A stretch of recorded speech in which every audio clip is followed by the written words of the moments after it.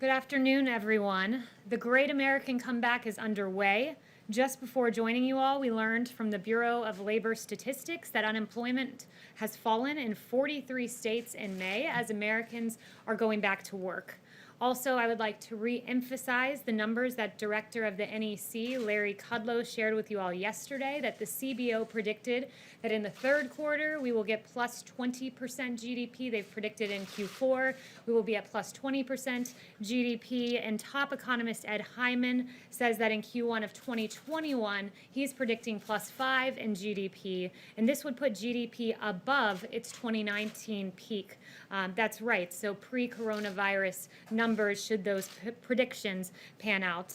We are back and we will be booming. Finally, we are encouraged that we continue to gather positive data on a number of therapeutics. Heparin, dexamethasone, or steroids, as it's more commonly known, convalescent plasma, and remdesivir have all shown promise in treating coronavirus. Preliminary findings in a large UK-based recovery trial found that when steroids were used, there was a 30% reduction in death for coronavirus patients on ventilators. The FDA is reviewing this recovery trial data now.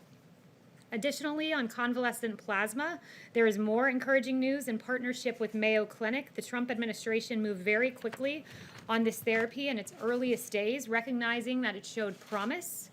Though through the FDA, Mayo Clinic, and the administration's work in our hand-in-hand partnership, we've found that this treatment is very promising.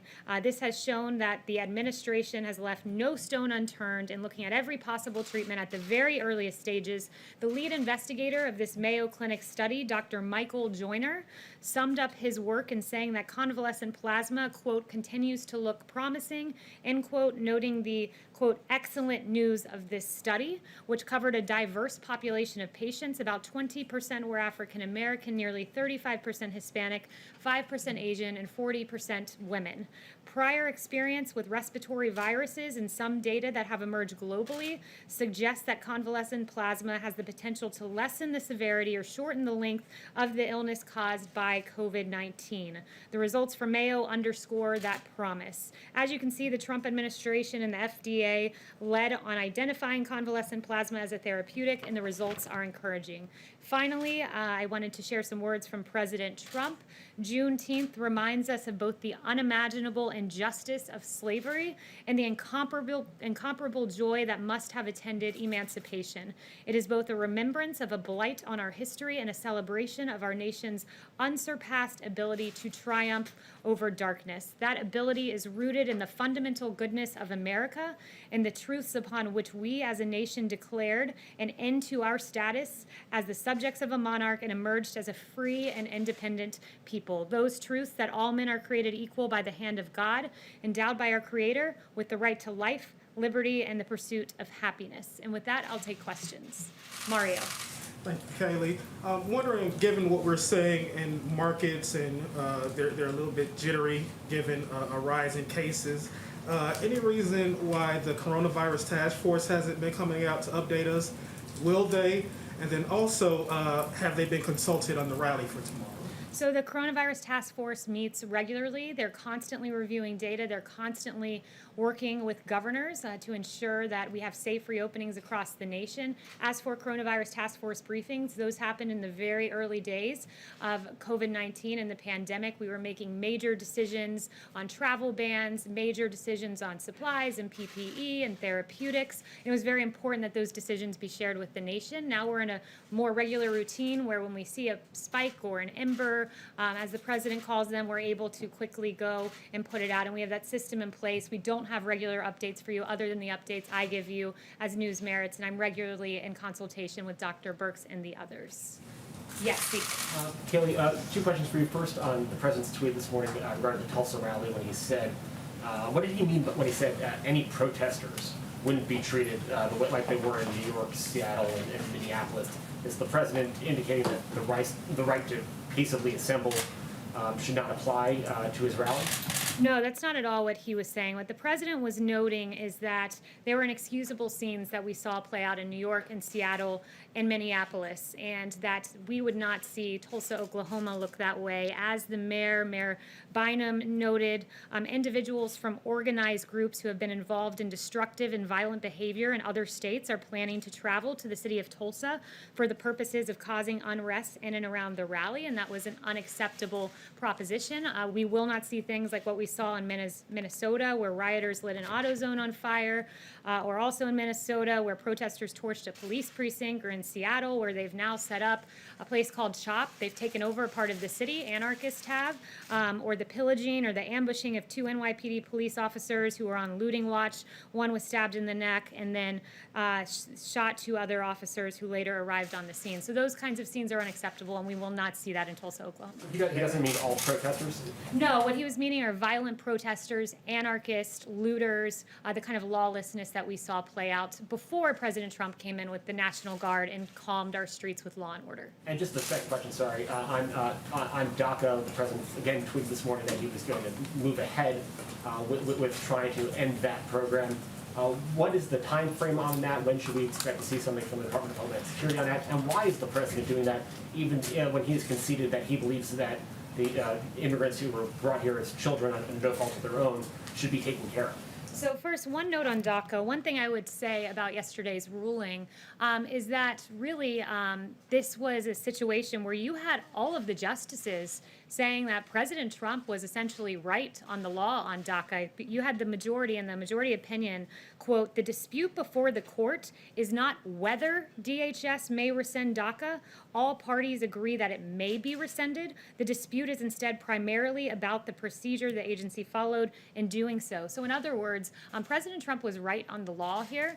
It was unlawful the way President Obama went about this, but as for the way forward, I just was in and was speaking with the president and the chief of staff about this, and we're looking at documents currently, and we're going to move forward in a responsible way and cure some of the remedies and the unlawfulness that we see with the previous memo that brought DACA into place, but we want to find a compassionate way to do this. So that's the notes I have as to how we'll be moving forward. Kristen. Thank you, Kayleigh. Now that we're about 24 hours away from this rally tomorrow in Tulsa, you have the World Health Organization director saying that the world is in a new and dangerous phase in terms of COVID cases. You have cases rising in Oklahoma. You have the Tulsa mayor declaring a civil emergency. Given all of this together, are there any discussions, any reservations within the West Wing about going forward with this indoor rally tomorrow in a state where COVID cases are on the rise? Well, first, let me note about the civil emergency. Bynum declared a civil emergency after law enforcement informed the mayor about the individuals from the organized groups that I just noted who are intent on engaging in destruction. But with regard to Oklahoma, I would refer you to Governor Stitt's comments. He said yesterday we went to phase 3 on June 1st, so we're 56 days into our reopening plan, and currently we have under 200 people in the hospital across Oklahoma, and he welcomed the president and his supporters for coming. But I guess my question is, behind the scenes, are there any White House officials, just expressing a bit of reservation about going forward 24 hours out? So we are all on board with going to Oklahoma. We're taking appropriate measures like hand sanitizing and temperature checks and masks being provided at the door.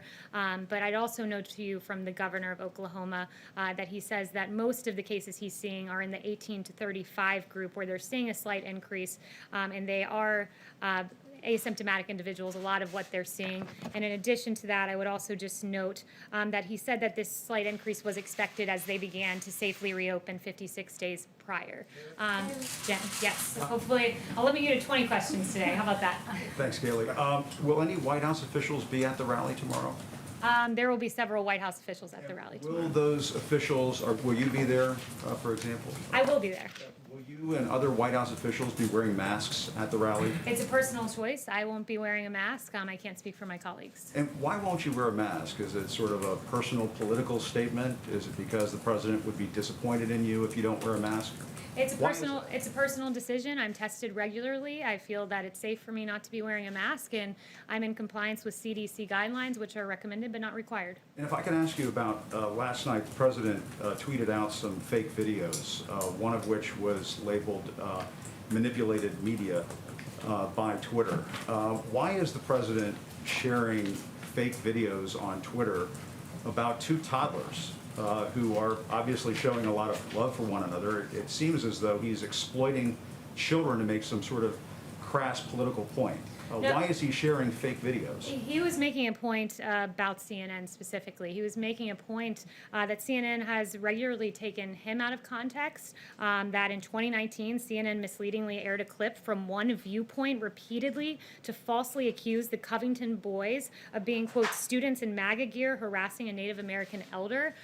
That's a harassing video, a misleading video about children that had really grave consequences for their future. So you're saying it's okay to exploit two toddlers hugging one another on a sidewalk to make some sort of political point? As you know, the president has described members of the press as fake news during the course of this administration.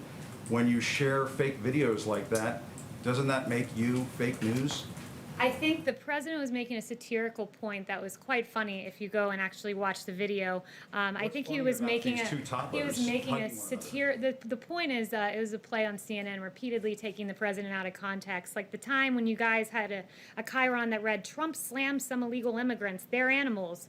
Well, guess what? The people we called animals were MS-13 illegal immigrants who regularly mutilate people in this country. Those things are entirely misleading. You don't mind pointing out the president has referred to some Mexican immigrants as rapists. He has tried to pass a Muslim ban in this country. He has described black NFL players as sons of bitches if they take a knee during a football game. That's an absurd attempt to justify the misleading headlines that are regularly on your network. Like I was just walking in, watching CNN as they lauded the quote rallies in the streets. Are you saying that the president Gotta let me stokes finish, this Jim. sort This of- isn't a cable news segment. I'm answering your question right now from the White House podium. You're answering the When I question by walk trying out to of turn it here, around and throw it in when I- CNN. You're when not I walk answering out the here, gist Jim, of the question, when I walk which out is, here, Jim, and I see why on is the your president when I putting see out on fake your videos? network celebratory headlines about the rallies and the protests outside, and you actually said protests and rallies. So in light of a protest, if these gatherings happen in light of a protest or a rally, as you say, that rally is to be condoned, but not the president's rally. I mean, it's appalling. You have one person on your network saying that this is a celebration in the streets, a carnival-like atmosphere. There's a guy with a sign that says free hugs. It's beautiful what's Kayleigh, happening in the some of the streets. protests been There's peaceful? music. Haven't some of People the- are hugging. You celebrate hugging in the context of a protest, but in a Trump rally where we celebrate historic low African American unemployment, criminal justice reform, HBCUs, chant that "Build the rally's not wall, allowed lock because her guess up," what, and Jim? there's- It doesn't fit occasionally the Confederate ideological flags on agenda of display and CNN. QAnon. Peter Alexander. Let me ask if I can, Kayleigh, why does the president keep hiring people who are dumb as a rock, overrated, way over their heads, wacko, and incompetent? So the president makes hiring decisions based on the fact that he likes to have countervailing viewpoints. I spoke to him this morning about the hiring of John Bolton in particular, and he said, I like to counterbalance my own opinion with individuals that oftentimes have the very opposite opinion of my own. He likes the model of having a team of rivals, like what we saw in President Lincoln's administration. I've been a part of that. I often see rigorous debate, and the president uses his gut and makes the best decision as to how to move forward. So that's what goes into his hiring practices, and I think the team of rivals with President Lincoln worked quite well. There's obviously value in hiring a team of rivals. It's worked well in the past, but then if you're going to hire rivals, why hire rivals who are dumb as a rock, overrated, way over their heads, wacko, and incompetent? How does that help Well, the sometimes president those govern the rivals country? prove those labels to be true, and But that's he says he hires the particularly best people, true so in the does it reflect that's on the president, particularly Kayleigh? true in the case of John Bolton, who repeatedly praised the president, then turned. He's been widely criticized by the New York Times for his book. I think John Bolton has proven himself to have those labels as true. Let me follow up. Just Yes. to Jim, that's just on Juneteenth, Kayleigh, it's important. If I can follow up quickly, just on Juneteenth, if I may. We're it's not going to get important. to everyone in the room. The 20-question rule applies to everyone. Okay. Yes. So I'll take the 20 questions if it applies to everyone. Then I've only done 2 so far. For my third one, I'd like to ask, does the president support Juneteenth as a federal holiday? And yesterday, in an interview with the Wall Street Journal this week, the president was speaking about Juneteenth, and he said that nobody had ever heard of Juneteenth. What does that say about the president's relationship to the black community if he would say that when millions of African Americans in this country commemorate it each year? Well, look, what I would say is this president's routinely commemorated Juneteenth. The president, what he said is. You say you learned about it this week. What the no, he did not say that. As Secretary Carson emphasized, I talked to the president about the Juneteenth event. I was pleasantly surprised about how much he knew about it, the whole history of it. He did not just learn about Juneteenth this week. That's simply not true. And as to Juneteenth, there were a lot of people who didn't know what Juneteenth was, and Google searches prove that. And you can see, I looked at the chart on Google searches on Juneteenth, and this year they went like this, and that's thanks to President Trump. Yes. I wanted to ask if the White House is planning to issue an executive order in the coming days to suspend visas for foreign workers, and any detail you can provide in terms of what types of visas, for how long that would last, etc. So I have no announcements on that front today. I'm aware of the reporting, but no announcements. Okay, could I follow up quickly and ask if the president plans to take any health precautions at the rally tomorrow? We are administering hand sanitizer, masks to those who are in attendance should they decide to wear them, and we are taking temperature checks. Daniel. Hi, Kayleigh. Arizona's seen surging coronavirus cases, as well as Texas and Florida. Does the president think that they should all keep doing what they're doing, or is he concerned about, this rise in cases and how to stop that? This is a state-led reopening with the assistance of the federal government and our medical experts, so we're regularly consulting with each state. It's their decision as to whether they remain their reopening processes, but we're very confident that they will be able to get it under control. We've had CDC deploy teams to 4 states, and when we see these spikes in cases a lot of times, and we're able to isolate them and stop the spread further. So with the help of the federal government, these states should be able to safely continue reopening, though it is their decision whether to do so. What does the president think of his niece, Mary Trump's new book that's coming out? Yeah, so on the Mary Trump book, what I would say is this. I haven't seen the book. The president hasn't seen the book, so I'm not going to sit here and speculate about what it may say or what it may not say. David. Given all the hoo-ha over Tulsa, isn't the president taking a big risk this weekend? Because if things go south on Saturday, isn't that going to make it harder for him to schedule rallies in the future? Look, I think that we are confident that we can operate safely in Tulsa. As I noted at the beginning of this, Governor Stitt said under 200 people are in hospitals across Oklahoma. Most of those, a lot of those, between the ages of 18 and 35. So we're confident that we can do this safely, and we're very much looking forward to going to Oklahoma. Why haven't y'all scheduled more rallies? Are y'all waiting to see how things turn out on Saturday? That would be a question for the campaign. Yes. Yes, thank you, Kayleigh. 2 quick questions. In an interview on NPR on Tuesday, Dr. Fauci said he hasn't spoken to the president in, quote, 2 weeks. Why have they gone so long without talking, and is this still a priority for the president, the virus? Absolutely, it's still a priority. It's why the task force meets regularly. The president is given that information. The vice president has been leading on the task force, and the president ultimately makes the decisions and is constantly kept up to date with the latest numbers. And then the second question, obviously, the president is very against violent protest. He's spoken out specifically against anti-fascists who've been responsible for some of this violence. But in terms of his personal ideology, is the president an anti-fascist? The president is absolutely anti-fascist. What he's against also is lawlessness. He's against anarchy. He's against what we've seen in our streets. He's against the fact that you have in a city block in Seattle, multiple city blocks taken over by anarchists. It's amazing. You have the Seattle Police Chief Carmen Best saying, quote, our 911 response times have tripled in the area. They've gone from just over 5 minutes to about 18 minutes. There have been rapes, robberies, and all sorts of violent acts that have been occurring. He's against fascism. He's against anarchism. And he is for rule of law and the American way. Christian. Thanks, Kayleigh. The EU nations are starting to ease their travel restrictions between their own borders. Is the president planning on rolling back the EU travel restrictions? He said back in May that he'll probably ease them out sometime in the future. The president knows that the travel restrictions were a very important component to saving lives. Almost 3 million could have perished, and those travel restrictions were instrumental in taking early action and saving American lives. He monitors the data constantly. No plans now as to lifting those, but it's ultimately the decision of the president. He's guided by data and the safety and health of the American people. And then on China, they just announced that during the negotiations with Secretary Pompeo, they're going to accelerate their ag buys. They weren't meeting the phase 1 ag buys. Does this mean anything for a potential phase 2 deal? Obviously, to stall the coronavirus, but I have no announcements on that front. I haven't spoken to the president on that specific matter. Yes. Back to DACA, if you would please. After the Supreme Court decision the other day, the U.S. Conference of Catholic Bishops issued a statement. I'll just read it briefly. Next, we urge the President, President Trump, to strongly reconsider terminating DACA. Immigrant communities are really hurting now amidst COVID-19, and moving forward with this action needlessly places many families into further anxiety and chaos. Will the President consider the bishop's appeal in this? Well, the president said to me, I'm going to take care of DACA far better than the Democrats ever did. Democrats had 2.5 years to make a deal on DACA. They didn't do it.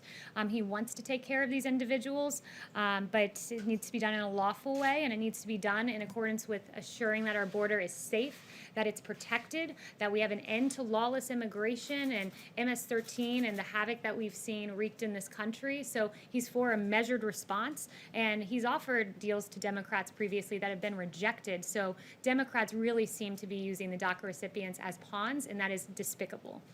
Emily. Thank you, Kayleigh. Given that the campaign had attendees of the rally on Saturday sign a waiver to indemnify the campaign if they should get sick with the coronavirus, would the president consider starting or contributing to a fund for the sick or the bereaved if we see a spike in cases come out of the rally Saturday night? I think that's a hypothetical, and that's a speculative question. Yes, thank you, Kayleigh. Looking towards the election, we know that the Biden campaign is pushing back on adding any additional debates to the schedule. How many debates would the president be willing to participate in? Yeah, so the president talked about this yesterday. The president is happy to debate when given the opportunity. Right now there are 3 debates, and he's happy with that, but certainly if others were proposed, he'd be willing to look at them. And he very much looks forward to those debates.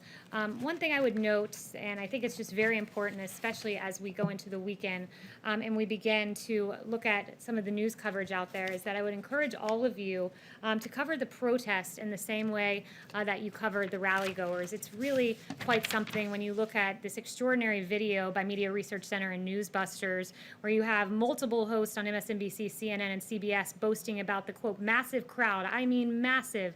Tens of thousands of people, thousands and thousands, up to 200,000 people, they exuberantly exclaim. But then they have grave concerns about the size of the Trump rallies. You have MSNBC contributors saying social justice over social distancing, but when the president looks to celebrate the accomplishments for minority and communities in this country, our rallies are derided as breeding grounds for coronavirus, while Lawrence O'Donnell celebrates arm-in-arm protests. So I really think that we should have internal consistency here in the way we cover large crowds. We should be guided by science, not cherry-picking science, as I see all too often on the airwaves, especially from CNN.